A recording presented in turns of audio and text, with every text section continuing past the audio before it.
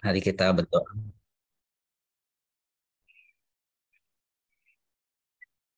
Bapa dalam surga, kami bersyukur untuk pagi hari yang cerah, di mana kami boleh berkumpul meskipun lewat online, tapi kami boleh merasakan satu persekutuan yang indah, satu kekuatan penghiburan, dan dari kesaksian rekan-rekan kami juga masyarakat untuk pemberitaan firman Tuhan hari ini ke dalam tangan Tuhan. Biarlah apa yang disampaikan boleh menjadi kekuatan, menjadi berkat buat setiap kami. Di dalam nama Tuhan Yesus kami telah berdoa. Amin. Ya, baik rekan-rekan sekalian, kita sudah sampai kepada Wahyu pasal 5 ya. Nah, Wahyu pasal 5 ini masih ada kaitannya dengan Wahyu pasal 4 ya yang sudah disampaikan di minggu lalu. Saya akan bacakan perikop hari ini yaitu dari Wahyu pasal 5 ayat 1 sampai ayat ke-14 ya. Demikian firman Tuhan. Ya, kitab yang dimeterai dan anak domba. Maka aku melihat di tangan kanan dia yang duduk di atas tahta itu sebuah gulungan kitab yang ditulisi sebelah dalam dan sebelah luarnya dan dimeterai dengan 7 meterai. Dan aku melihat seorang malaikat yang gagah yang berseru dengan suara nyaring katanya, siapakah yang layak membuka gulungan kitab itu dan membuka meterai-meterainya? Tetapi tidak seorang pun yang di sorga atau yang di bumi atau yang di bawah bumi yang dapat membuka gulungan kitab itu atau yang dapat melihat sebelah dalamnya. Maka menangislah aku dengan amat sedihnya, karena tidak ada seorang pun yang dianggap layak untuk membuka gulungan kitab itu ataupun melihat sebelah dalamnya. Lalu berkatalah seorang dari tua-tua itu kepadaku, jangan engkau menangis, sesungguhnya singa dari suku Yehuda, yaitu Tunas Daud, telah menang, sehingga ia dapat membuka gulungan kitab itu dan membuka ketujuh meterainya. Maka aku melihat di tengah-tengah tahta dan keempat makhluk itu, dan di tengah-tengah tua-tua itu berdiri seekor anak domba, seperti telah disembelih, bertanduk 7 dan bermata 7. Itulah ketujuh roh Allah yang diutus ke seluruh bumi. Lalu datanglah anak domba itu dan menerima gulungan kitab itu dari tangan dia yang duduk di atas tahta itu. Ketika ia mengambil gulungan kitab itu, tersungkurlah keempat makhluk dan ke-24 tua-tua itu di hadapan anak domba itu. Masing-masing memegang satu kecapi dan satu cawan emas penuh dengan kemenyan. Itulah doa orang-orang kudus. Dan mereka menyanyikan suatu nyanyian baru katanya, engkau layak menerima gulungan kitab itu dan membuka meterai-meterainya. Karena engkau telah disembelih dan dengan darahmu engkau telah membeli mereka bagi Allah dari tiap-tiap suku dan bahasa dan kaum dan bangsa. Dan engkau telah membuat mereka menjadi suatu kerajaan dan menjadi imam-imam bagi Allah kita, dan mereka akan memerintah sebagai raja di bumi. Maka aku melihat dan mendengar suara banyak malaikat sekeliling tahta makhluk-makhluk, dan tua-tua itu jumlah mereka berlaksa-laksa dan beribu-ribu laksa. Katanya dengan suara nyaring, anak domba yang disembelih itu layak untuk menerima kuasa dan kekayaan dan hikmat dan kekuatan dan hormat dan kemuliaan dan puji-pujian. Dan aku mendengar semua makhluk yang di sorga dan yang di bumi dan yang di bawah bumi dan di laut dan semua yang ada di dalamnya berkata, bagi dia yang duduk di atas tahta dan bagi anak domba adalah puji-pujian dan hormat dan kemuliaan dan kuasa sampai selama-lamanya. Dan keempat makhluk itu berkata, amin. Dan tua-tua itu jatuh tersungkur dan menyembah. Ya, baik saudara sekalian. Demikianlah pembacaannya. Saudara sekalian, kalau kita punya daya imajinasi yang bagus, kita punya sering memvisualisasikan apa yang kita baca, maka ketika kita membaca Wahyu pasal 5 itu terasa menarik ya. Kita bisa membayangkan kita seperti menonton sebuah film yang begitu menegangkan, yang begitu seru, sehingga membuat kita bisa menikmati ketika membaca bagian ini ya. Bahkan ketika kita membaca Wahyu pasal 5 ini juga ada hal-hal yang kita mungkin masih membingungkan ya. Khususnya di dalam pasal 5 ini banyak sekali frasa-frasa yang diawali dengan numerik atau angka ya. Jadi kata benda yang selalu diawali dengan angka, seperti ada 7 materai, ada 4 makhluk, ada 24 tua-tua, 7 roh Allah, satu cawan dan sebagainya. Itu cukup banyak di situ ya. Ya, oke, kita akan melihat satu persatu dari bagian ini. Ya, ketika kita membaca bagian pertama atau ayat pertama, ya ada kata-kata, maka aku melihat di tangan kanan dia yang duduk di atas tahta itu. Ya, nah dia ini siapa? Dia ini tentu saja eh, masih ada hubungannya dengan di pasal 4 ya, yaitu penglihatan Yohanes di pasal 4. Dia yang duduk di atas tahta itu adalah Allah Bapa. Ya. Karena nanti kalau kita melihat di ayat-ayat berikutnya, ayat 7, di situ ada katakan anak domba datang menghampiri dia yang duduk di atas tahta. Nah, anak domba ini kita tahu siapa, yaitu Kristus, dan dia yang duduk di atas tahta itu adalah mewakili Allah Bapa. Ya. Nah, di tangan kanan eh, dia ada sebuah gulungan yang termeterai. Ya. Jadi kita bisa, mungkin kita pernah melihat sebuah film ya, kalau zaman dulu itu dokumen atau kitab itu bentuknya gulungan ya, bentuknya gulungan, bukan seperti sekarang kan buku atau dijilid, bentuknya gulungan ya, atau scroll ya, bahasa Inggrisnya scroll. Nah, gulungan ini dimeteraikan atau di seal, ada segelnya. Jadi scroll dan and seal ya, scroll and seal, gulungan dan materai. Jadi itu bentuk dokumen pada masa itu, tidak berbentuk seperti buku. Dan gulungan ini menariknya adalah ditulisi tidak hanya di bagian dalam ya. Kalau kita melihat film-film istana kerajaan, biasanya gulungannya dibuka, luarnya polos, hanya di dalam kata-katanya, pengumumannya hanya di dalam. Tapi di sini ditulis bagian dalam dan luarnya ya. Jadi ini gulungan yang betul-betul istimewa ya.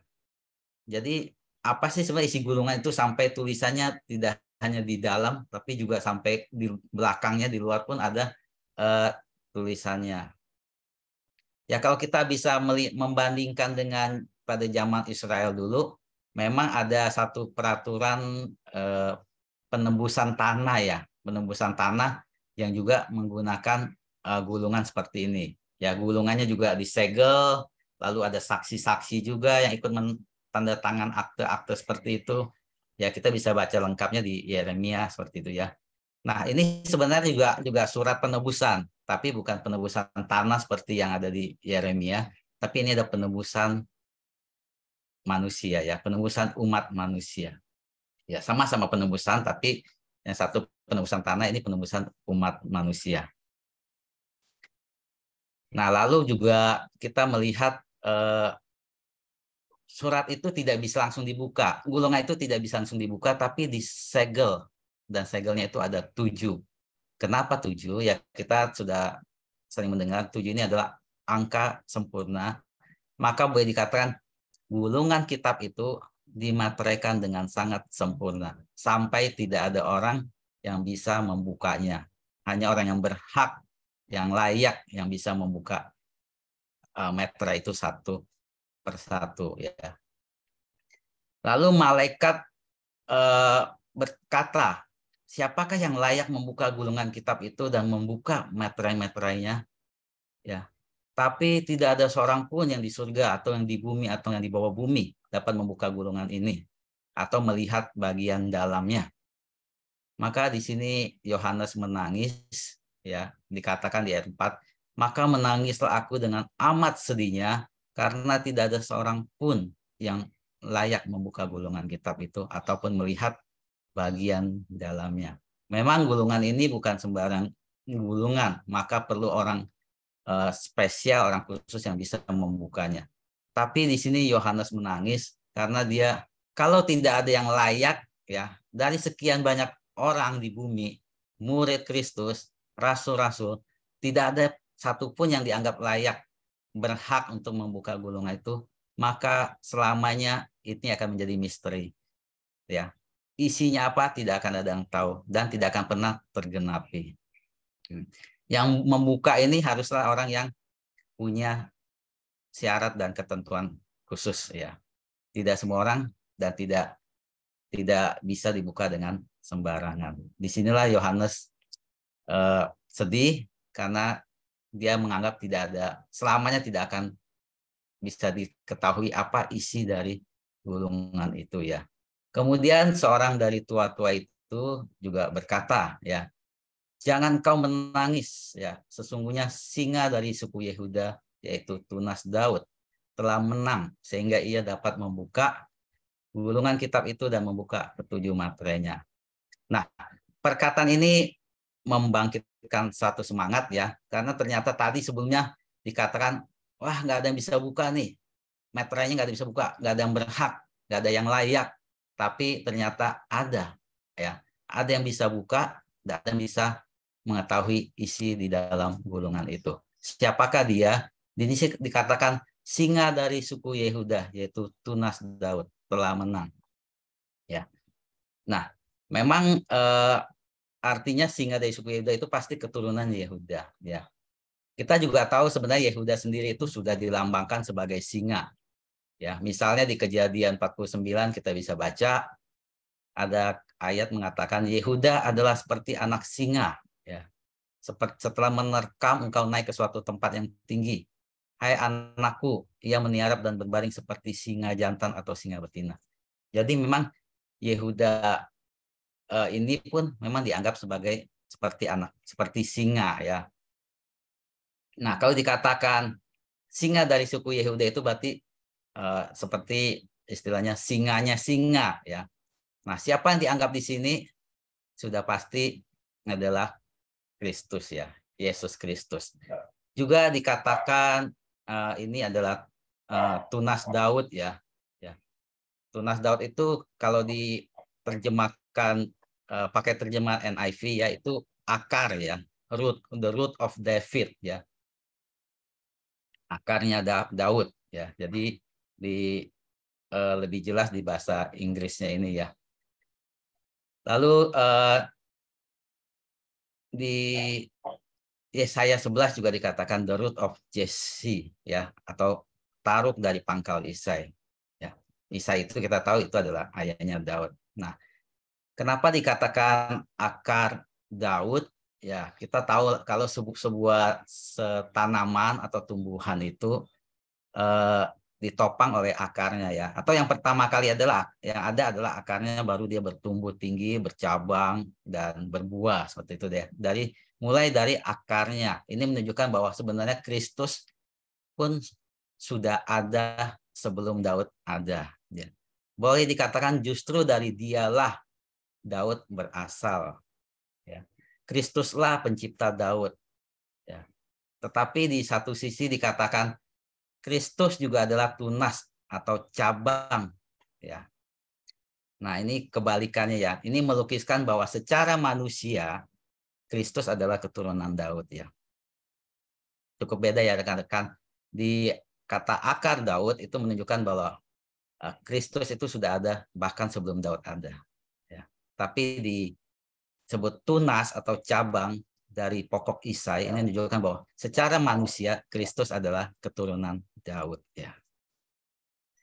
Kita bisa lihat ini di Yesaya pasal 11 ayat 1 sampai 3 dikatakan suatu tunas akan keluar dari tunggul Isai. Ini ada di ayat di Yesaya 11. Suatu tunas akan keluar dari tunggul Isai. Ini merujuk kepada Daud, ya. Nah, dikatakan bahwa hanya anak domba Allah yang bisa membuka gulungan kitab itu dan membuka ketujuh materainya. Mengapa? Karena dia telah menang. Menang dari apa? Menang dari dosa dan menang dari maut, ya. Di Yohanes 16 ayat 33, semuanya itu kukatakan kepadamu supaya kamu beroleh damai sejahtera dalam aku. Dalam dunia kamu menderita penganiayaan, tetapi kuatkanlah hatimu. Kalimat terakhirnya adalah aku telah mengalahkan dunia, ya.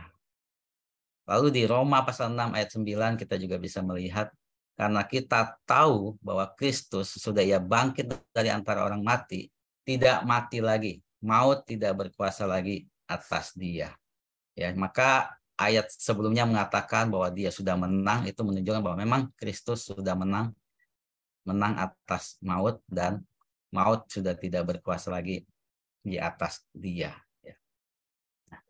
Di ayat selanjutnya kita melihat bahwa di tengah-tengah tahta dan keempat makhluk itu berdiri seekor anak domba seperti yang telah disembelih, bertanduk 7, bermata 7.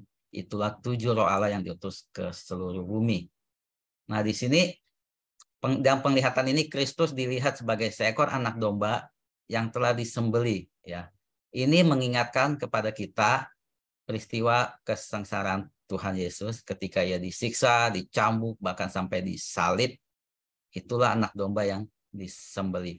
Bahkan ketika dia naik ke surga, dia tetap membawa tubuh manusianya yang lengkap dengan luka-luka bekas penyalipan. Kita bisa ingat ketika Thomas meragukan dan ingin itu luka itu ya. Jadi memang Kristus naik ke surga dengan tubuh manusianya yang masih penuh dengan luka. Nah, ini digambarkan seekor anak domba yang telah disembelih ya. Nah, justru dengan status sudah disembelih, ya anak domba sudah disembelih, maka itulah yang menjadikan dia atau Kristus berhak membuka gulungan kitab itu. Ya. Karena artinya apa? Surat penebusan tadi itu sudah dibayar oleh Kristus, dibayar dengan apa? Dengan darahnya sendiri ya. Itulah membuat dia punya satu hak khusus, dialah yang bisa membuka gulungan, membuka materai itu dan mengetahui isi di dalamnya. Karena dia sudah membayar penebusan dengan darahnya. Ya. Di Yohanes 1 ayat 29 kita bisa melihat pada keesokan harinya Yohanes melihat Yesus datang kepadanya dan ia berkata, "Lihatlah anak domba Allah yang menghapus dosa dunia." Ya. Memang di dalam perjanjian baru Yesus sering digambarkan sebagai anak domba Allah. Ya.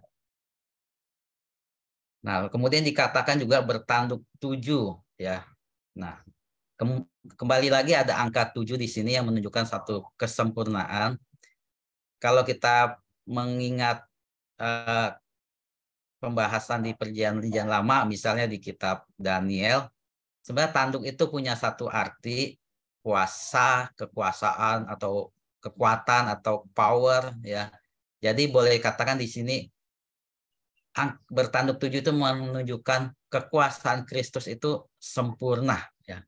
Atau kuasa Kristus itu sempurna. Ya, jadi Kristus memang mempunyai kuasa dan kuasanya sempurna. Di Matius 28 ayat 18 kita juga bisa membaca Yesus mendekati mereka dan berkata, "Kepadaku telah diberikan segala kuasa di surga dan di bumi." Ya. Jadi Kristus berkuasa tidak hanya di surga tapi juga di bumi. Kemudian ada kata berikutnya bermata 7 ya. Ya. Tapi ini sudah di sampingnya sudah dijelaskan ya. Ini ketujuh roh Allah yang diutus ke seluruh bumi. Nah, mata di sini bisa dilambangkan satu pengetahuan dan kebijaksanaan. Ya, karena kita memang melihat dengan mata, mengetahui dengan mata dulu, baru kita berpikir, biasanya begitu ya, melihat lalu berpikir. Nah, jadi mata ini melambangkan memang pengetahuan dan kebijaksanaan. Nah, domba ini, anak domba ini atau Kristus sendiri digambarkan memiliki 7 mata. Ya, artinya bukan berarti penglihatannya terbatas hanya 7 area atau 7 titik, enggak ya. Tapi dia mengetahui segala-galanya. Ya, ingat 7 ini sempurna. Jadi dia mengetahui segala-galanya, tidak ada yang terlewat. Dan dia mengetahui segala-galanya lewat Kudus yang mewakili dia di bumi ketika dia sudah kembali ke surga. Ya. Di Yohanes 14 ayat 16 dikatakan, "Aku akan minta kepada Bapa dan ia akan memberikan kepadamu penolong lain." Di sini adalah Roh Kudus yang akan tinggal bersama kalian untuk selama-lamanya. Nah, karena Kristus kembali ke surga membawa tubuh manusianya, maka dia hanya berada di satu tempat di waktu yang sama. Untuk itu maka Kristus mengirimkan Roh Kudus yang tinggal bersama umatnya untuk menjadi penolong bagi kita semua ya. Nah, jadi di pasal ini Yohanes melihat ketika ketiga pribadi ilahi Allah Tritunggal itu hadir bersama-sama, yaitu yang pertama Allah Bapa yang duduk di tahta, kedua Kristus dalam bentuk anak domba yang disembelih, ketiga Roh Kudus dalam bentuk tujuh mata tadi ya. Ketiga pribadi hadir bersama-sama. Kemudian saudara sekalian di ayat berikutnya ya, lalu datanglah anak domba itu dan menerima gulungan kitab itu ya. Kristus yang tadi dianggap sudah layak, berhak membuka gulungan itu, lalu menerima gulungan itu dari tangan Allah Bapa yang duduk di atas tahta. Ketika dia mengambil gulungan kitab itu, lalu tersungkurlah keempat makhluk dan ke-24 tua-tua di hadapan anak domba itu. Ke-24 tua-tua ini juga sudah ada di pasal-pasal sebelumnya ya. Nah, digambarkan ada sebagai keempat makhluk ini ya, digambarkan sebagai, ada yang menafsirkan ini sebagai malaikat ya, ada yang menggambarkan sebagai malaikat yang tugasnya hanya berlutut, hanya menyembah Yesus Kristus, tapi tentu saja dengan kehormatan yang sama dengan Allah Bapa. Ya. Lalu 24 tua-tua ini juga ada menggambarkan sebagai banyak tafsiran ya, ada menggambarkan sebagai 12 suku Israel ditambah dengan 12 rasul Yesus, jadi 24. Ada juga yang menafsirkan sebagai gereja ya. Ada juga yang menggambarkan sebagai orang-orang percaya.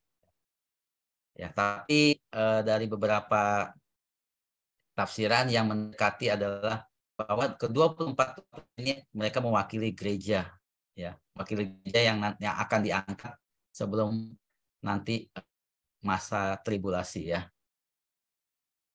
Ini tafsiran yang paling mendekati. Nah, kembali lagi ke ayat tadi, ayat 8 ya, di situ ada dikatakan masing-masing memegang satu kecapi, satu cawan emas penuh dengan kemenyan, itulah doa orang-orang kudus ya. Nah, kecapi seringkali dihubungkan dengan puji-pujian ya, kalau kita baca perjanjian lama. Jadi ini menunjukkan ada puji-pujian yang dinaikkan. Lalu kemenyan itu melambangkan doa para orang saleh yang ada. Jadi kalau digabung di dalam genggaman 4 makhluk dan 24 tua-tua tadi, ada semua nubuat, ada semua doa orang percaya ya, yang digambarkan sebagai kemenyan tadi. Ya, kemudian di ayat 9 mereka menaikkan puji-pujian, menaikkan suatu nyanyian baru. Engkau layak menerima gulungan kitab itu dan membuka materai-materai. Ini bentuknya sebuah nyanyian ya.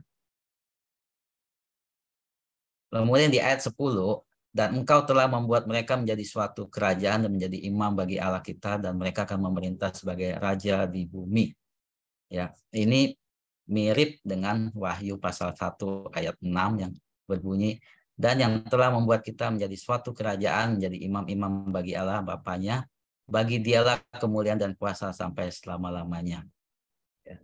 Ini suatu peristiwa nanti di masa depan ya.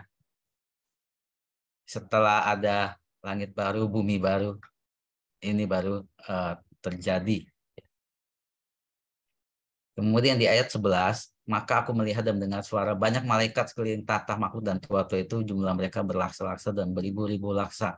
Katanya dengan suara nyaring, anak domba disembelih itu layak untuk menerima kuasa dan kekayaan dan hikmat dan kekuatan dan hormat dan kemuliaan dan puji-pujian.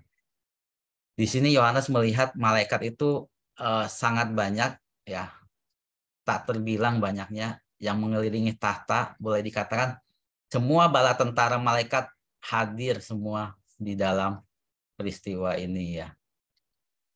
Kenapa sampai semua bala tentara malaikat hadir? Karena memang Kristus layak menerima segalanya, layak dipuji, layak disembah. Kemudian di ayat 13 dan 14, lalu aku mendengar semua makhluk di sorga, di bumi, dan di bawah bumi, dan di laut, semua di dalamnya berkata, bagi Dia yang duduk di atas tahta, dan bagi anak domba adalah puji-pujian dan hormat dan kemuliaan dan berkuasa sampai selama-lamanya. Ini pujian, penghormatan pada Allah Bapa dan kepada Yesus Kristus. Dan keempat makhluk itu berkata, amin. Dan tua-tua itu jatuh tersungkur dan menyembah. Ya. Di sini ada 7 materai ya, 7 materai yang menutupi gulungan itu. Tetapi 6 dari 7 materai ini akan dibuka nanti di pasal 6. Saya tidak sampaikan hari ini. Lalu materai terakhir ketujuh akan dibuka di pasal 8 ya. Detailnya ada di sana. Tapi saya akan menyampaikan ketujuh materai ini secara ringkas dalam satu kalimat ya. Nanti karena detailnya lebih jelasnya ada di Wahyu pasal 6 yang akan disampaikan mungkin di minggu depan ya. Materai pertama ini adalah antikristus ya. Materai kedua, terjadi peperangan hebat di seluruh belahan dunia. Materai ketiga, kelaparan melanda. Materai keempat, seperempat penduduk bumi akan mati ya. Materai kelima, mereka akan dibunuh karena iman mereka dalam Kristus pada masa kesengsaraan. Materai keenam, gempa bumi hebat terjadi ya. Dan materai ketujuh ya, sunyi senyaplah di surga kira-kira setengah jam lamanya. Nah, materai ketujuh ini menjembatani satu seri hukuman berikutnya ya. Jadi nanti setelah 7 materai ini ada lagi sesi hukuman berikutnya, itu kalau kita baca ada 7 sangkakala ya. Jadi setelah 7 materai maka ada kelanjutannya 7 sangkakala. Jadi memang Wahyu, mulai dari Wahyu ini dan seterusnya kita sebenarnya melihat bagaimana penghukuman demi penghukuman terjadi ya. Setelah kita baca sebelumnya masih menceritakan kondisi gereja Tuhan, 7 jemaat Tuhan, maka seri ini dan seterusnya pasal ini, maka kita akan melihat penghukuman Tuhan. Jadi siapa yang berhak menghakimi dunia ini? Ya, tidak ada yang berhak, hanya Kristus saja. Yesuslah yang sanggup, yang berhak, yang layak menghakimi dunia ini, bukan kita, tapi Kristus. Dialah satu-satunya yang punya kuasa menghakimi bumi, ya, menjadi penghakim, menjadi hakim atas bumi ini.